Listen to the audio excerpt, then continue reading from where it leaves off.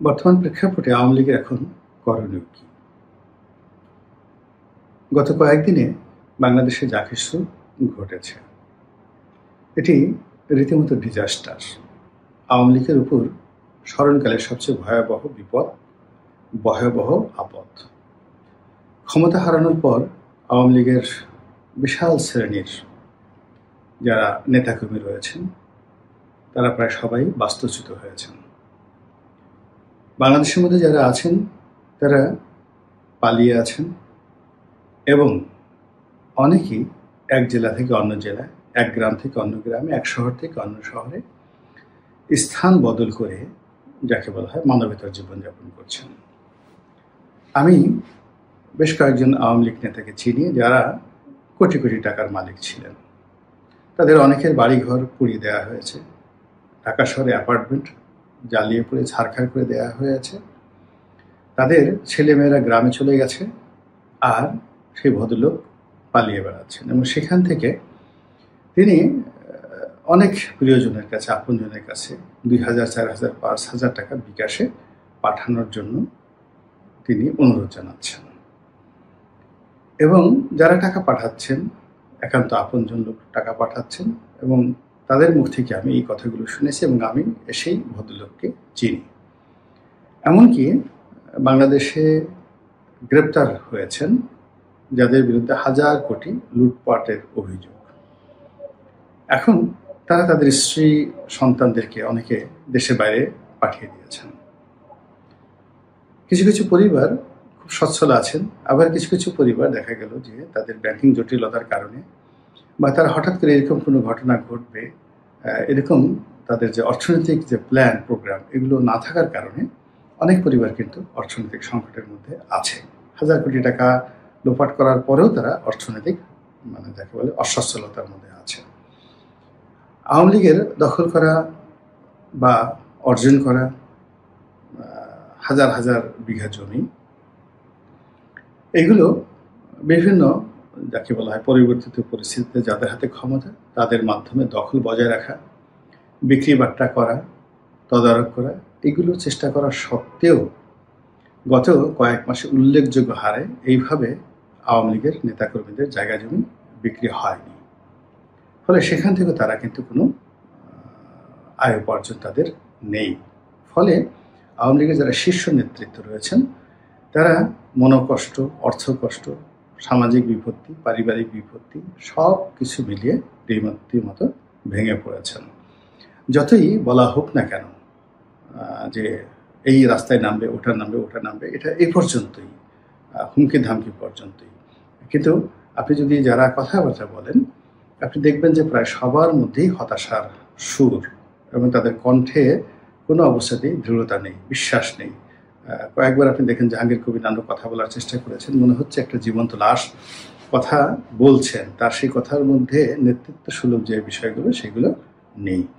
তো এই হলো আওয়ামী লীগের প্রথম সারির নেতাকর্মীদের অবস্থা। আর যারা মাঠে রাজনীতি করেন, কর্মী বাহিনী যারা আছেন তারা এই সময়টিতে রাস্তায় নেমে মিছিল করবেন, মিটিং করবেন, এটি একেবারে যারা নির্বোধ প্রকৃতির লোক কয়েকবার এবং যারা লিফলেট বিতরণ করতে গিয়ে ধরা পড়েছেন, সরকারি কর্মকর্তাদের মধ্যে অনেকে স্ট্যাটাস দিতে গিয়ে চাকরিচ্যুত হয়েছেন, এগুলো বিচ্ছিন্ন ঘটনা। উদাহরণ হিসেবে এগুলো ব্যবহৃত হতে পারে না। সাধারণ যে ঘটনা সেটা হলো ছাত্রলীগ, যুবলীগ, মহিলা আওয়ামী লীগ থেকে শুরু করে মহিলা আওয়ামী লীগ, যুব মহিলা লীগ এবং অন্যান্য এদের যে শত শত সংগঠন, ব্যানার পার্টি ছিল, সবই বলতে গেলে গা ঢাকা দিয়েছে এবং তারা দূরে বসে বসে ইয়ানফসি করার চেষ্টা করছে। দলকে নিয়ে চিন্তা করার কোনো কারণ নেই। অন্যদিকে যেটি হয়েছে সেটি হলো দলের যে নেতৃত্ব যদি আপনি শেখ রেহানাকে ধরেন তাহলে অতি সম্প্রতি শেখ রেহানার একটি ছবি এসেছে। দেখা গেল যে তিনি লন্ডনে বেশ খোশ মেজাজে আছেন এবং চা খাচ্ছেন বা কফি খাচ্ছেন, খুব রং তামাশা করছেন, হাসি ঠাট্টা করছেন এবং এই দৃশ্য রীতিমতো ভাইরাল হয়ে পড়েছে এবং এগুলো দেখে আওয়ামী লীগের যারা লোকজন পালিয়ে বেড়াচ্ছেন তাদের মনোকষ্ট অনেক অনেক গুণ বেড়ে গেছে। তাদের বক্তব্য হলো যে আপনাদের কারণে আমরা এই বিপদে পড়েছি, আপনারা ঠিকই পালিয়ে গেছেন, আপনাদের এত আনন্দ, এত ফুর্তি, অথচ আমরা এই অবস্থার মধ্যে আছি। একইভাবে শেখ হাসিনা দিল্লিতে আছেন, তিনিও সেখানে বসে সবার সাথে যোগাযোগ করছেন, সবাইকে ইন্সপায়ার করার চেষ্টা করছেন, কিন্তু আলটিমেটলি এগুলো আওয়ামী লীগের অনেক যারা নেতাকর্মী রয়েছেন তারা সহজভাবে নিচ্ছেন। এখন তিনি হয়তো নেতাকর্মীদেরকে উজ্জীবিত করার জন্য বলছেন যে আমি আসছি, নেতাকর্মীদেরকে উজ্জীবিত করার জন্য তিনি বলছেন, নেতারা সাধারণত ভদ্রতা করে বলে যে আপা ভয় পাবেন, আমরা আছি। তো তিনি জোরে হিন্দি গান বাজিয়ে দিলেন, তো তু চিজ বড়ি হ্যায় মস্ত বাস্ত, তু চিজ বড়ি হ্যায় মাস্ত মাস্ত।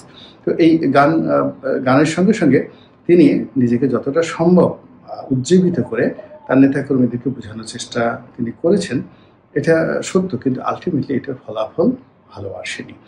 দ্বিতীয়ত, এই যে ফেব্রুয়ারি মাসকে কেন্দ্র করে খুব দ্রুত তারা যাকে বলা হয় যে রাজনৈতিক প্ল্যান এবং প্রোগ্রাম তারা দিয়েছেন, আমার কাছে মনে হয়েছে যে এটি দরকার ছিল না, এটির প্রয়োজনও ছিল না, আর এটি করাটা উচিত হয়নি। এর কারণ হলো আমাদের যে রাজনীতি, এই রাজনীতিতে এরকম একটা জটিল অবস্থার সৃষ্টি হয়েছে। এই জটিল অবস্থার কারণে যে মেরুকরণ হচ্ছে, তাতে করে কোনো পলিটিক্যাল সলিউশন হচ্ছে না, এটা বাস্তব। অর্থাৎ নির্বাচন সঠিক সময় হওয়া, তারপরে বিএনপি ক্ষমতায় আসবে, জামাত ক্ষমতায় আসবে, ডক্টর ইউনূস নির্বাচন দেবে, এই জিনিসগুলো আপাত দৃষ্টিতে স্পষ্ট এবং স্বচ্ছ নয়, বরং নির্বাচন সুদূর পরাহত।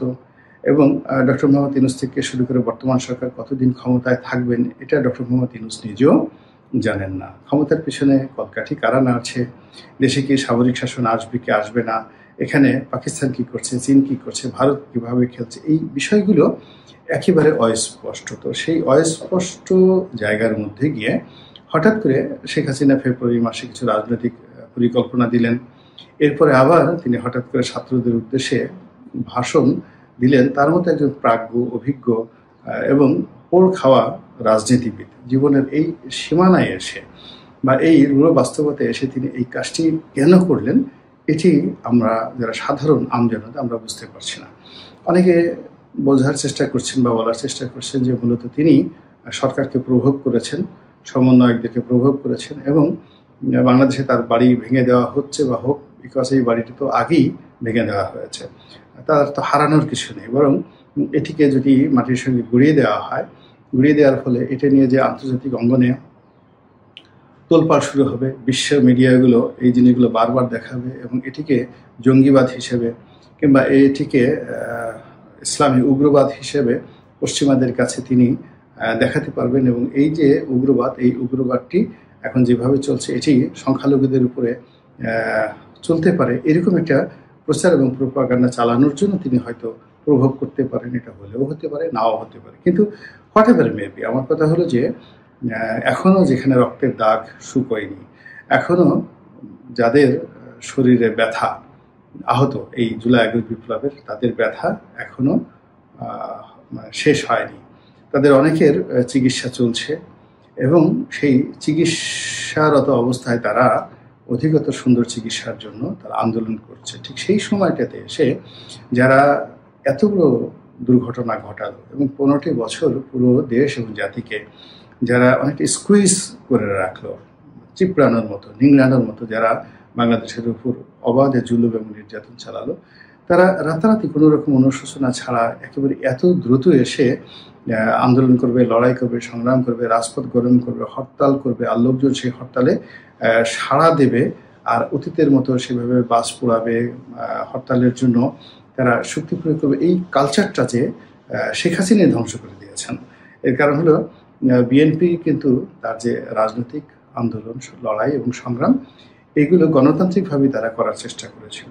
এবং হরতালের আগে যেটা হয়, 2-4টি বাস ভাঙা হয়, 2-4টি বাসে আগুন দেওয়া হয়, এটা আমাদের দেশের একটা ট্রেডিশন হয়ে গেছে। কিন্তু সেইগুলোকে ম্যাটিকুলাসলি আওয়ামী লীগ ওন করে দেখা গেল বিএনপি 5টি বাসে আগুন দিয়েছে, তারা 50টি বাসে আগুন দিয়ে এই 50টি বাসের দায় দায়িত্ব বিএনপির উপর চাপিয়ে এটাকে সন্ত্রাসবাদ হিসেবে আখ্যা দিয়ে, আগুন সন্ত্রাসী হিসেবে বেগম খালেদা জিয়াকে আখ্যা দিয়ে দেখা গেল যে বিএনপির রাজনৈতিক মেরুদণ্ড এমনভাবে ভেঙে দিয়েছে যে বিএনপি আর ঠিক ওই হরতালের রাজনীতি করতে পারেনি। আর যেহেতু একবার হরতালের রাজনীতি মাঠ থেকে উঠে গিয়েছে, তখন আওয়ামী লীগ চেষ্টা করলেও সেই জিনিসটা রাতারাতি পারবে না, কারণ এটার একটা কালচার আছে। যখন প্রতিযোগিতা হয়, হাডুডু খেলা হয়, ঘোড় দৌড় হয়, তো অনেকগুলো ঘোড়া যখন দৌড়ায়, ওর মধ্যে যে ঘোড়াটি সবচেয়ে বেশি দৌড়াতে পারে সে কিন্তু ফার্স্ট হয়ে যায়।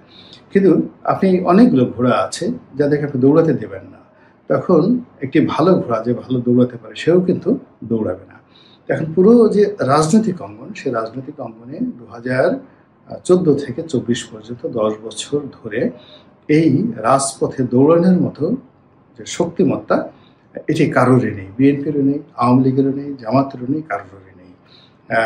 তারা কেবলই মাত্র পালিয়ে থাকার, একদল পালিয়েছে, আর একদল পালানোর জন্য তাদের উপর রীতিমতো অস্ত্র প্রয়োগ করেছে। তো এর কারণে কি হলো, আপনি দেখবেন যে ছাত্রলীগ যুবলীগের ছেলেদের ভুঁড়ি হয়ে গেছে, কিন্তু তারা সত্যিকার তো এইভাবে আন্দোলন করবে, লড়াই করবে, সংগ্রাম করবে, মিছিল করবে, মিটিং করবে, এটি তারা করার মতো যোগ্যতা তাদের হয়নি। তারা বড় জোর শেখ হাসিনার উপস্থিতিতে শীততাপ নিয়ন্ত্রিত রুমে বসে সেখানে স্লোগানে মুখরিত করতে পারে। কিন্তু এখন যারা এই আন্দোলনের ছাত্র জনতা রয়েছেন তাদের সাথে কাঁধে কাঁধ মিলিয়ে বা তাদের সাথে প্রতিযোগিতা করে সামনে দাঁড়িয়ে আন্দোলন করবে, এই শক্তিটা এখনো শক্তিটা আওয়ামী লীগের লোকজনের শরীরে তো দূরের কথা, তাদের মনের মধ্যে বিশ্বাসটা এখনো আসেনি। তো এই জন্য তাদেরকে একটু সময় দিতে হবে, এবং সেই সময়টা 2 বছর, 3 বছর, 4 বছর তো লাগবেই। কিন্তু তার আগে কেন এরকম এই ফেব্রুয়ারিকে কেন্দ্র করে এখনই ডক্টর ইউনূসকে টেনে নামাতে হবে, এখনই তাদেরকে নির্বাচনে আসতে হবে, এখনই তারা যে একটা আন্দোলনকারী দল, এদেশে আন্দোলন বলতে একমাত্র আওয়ামী লীগ আন্দোলন করতে জানে, অন্য দল যারা আছে তারা আন্দোলন করতে জানে না, এই যে অতিমাত্রার যে তাদের বিশ্বাস, এই বিশ্বাসটা প্রমাণ করার জন্য যে কর্মকাণ্ডগুলো করা হলো, তার ফলে যে ডিজাস্টার, যে দুর্যোগ আওয়ামী লীগের নেতাকর্মীদের উপর নতুন করে আসলো, এবং যেভাবে 32 নম্বর সুধা সদর সহ আওয়ামী লীগের শীর্ষ নেতৃবৃন্দদের বাড়ি ঘর তছনছ করে দেওয়া হলো, এটি আওয়ামী লীগের নেতাকর্মীদের মন মননে একটা হিমালয়ের মতো বাধা হিসাবে, বোঝা হিসাবে কাজ করবে, এবং সেই বোঝা নামিয়ে আবার কবে যে তারা একটা সুস্থ রাজনৈতিক ধারায় ফিরে আসবে, চেইন অফ কমান্ডে ফিরে আসবে এবং দলের জন্য কাজ করবে, সেটি আমি বলতে পারবো না। কেউ হয়তো বলতে পারবেন যে তারা আন্ডারওয়ার্ল্ডে চলে যাবে। আমাদের এই বাংলাদেশটা আন্ডারওয়ার্ল্ডের উপযুক্ত নয়।